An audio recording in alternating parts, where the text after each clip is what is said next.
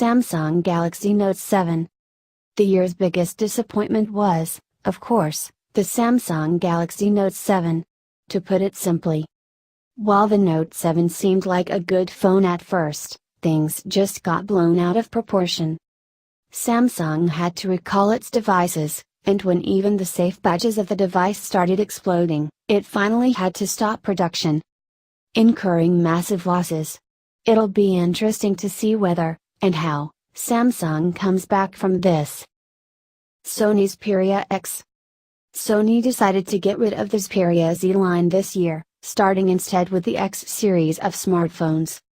It supports a Snapdragon 650 SoC and a 23MP Sony camera. Somehow, Sony decided that its fans should be paying nearly $849 for this smartphone. As a result, everyone wanted flagship-class performance from the device.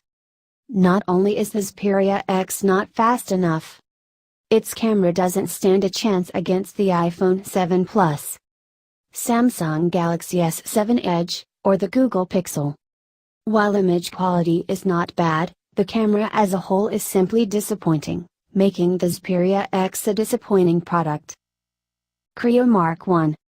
The Creo Mark 1 was one of the laggiest smartphones we tested this year. It tried to combine the MediaTek Helio X10 with a QHD display, and the results were disastrous. The phone is slow, doesn't have good battery life, and has a subpar camera. Its claim was to provide a new OS every month, but that too has turned out to be a gimmick. Since its launch, the team at Creo has added UI features every month, but nothing that other phones don't already have. Moto G4 Play.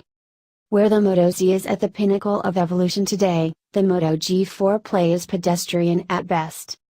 The phone pales against its competition, and asks for a premium for Motorola's brand alone. It has an average display, subpar performance, and a poor camera. Given the entry of phones like the Xiaomi Redmi 3S Prime, Lenovo Vibe K5 and more, it makes little sense to buy the Moto G4 Play, especially given that its own counterpart, the Moto E3 Power, provides higher battery life. The phone doesn't really belong in today's market. HTC ChaCha and HTC Salsa. If food is pretty bad, then naming your phones after Latin dance styles is even more peculiar. Perhaps that sort of thing was in fashion back in 2011, but the name certainly hasn't aged well.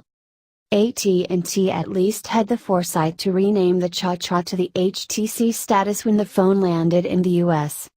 But it's tough to say exactly how much better, or should that be worse, that name is than the original. Motorola Flipout. Having a smartphone which has flip-out physical keyboard is a nice idea, but what about when it is not practical? The Flipout decided to offer you a device that has low-resolution display and also twist-up keypad. But the worst part is about a phone with poor hardware and lousy camera. Who will really love such phones? A horrible battery is something which is not pleasing, and what about horrendous display? This device is square but impractical and makes it lose its frame on the market. The company could have designed better than this. LG Thrill Optimus 3D P920. If we've established that overly long-winded and self-indulgent names are up there as the worst, then the cardinal sinner has to be the LG Thrill Optimus 3D P920.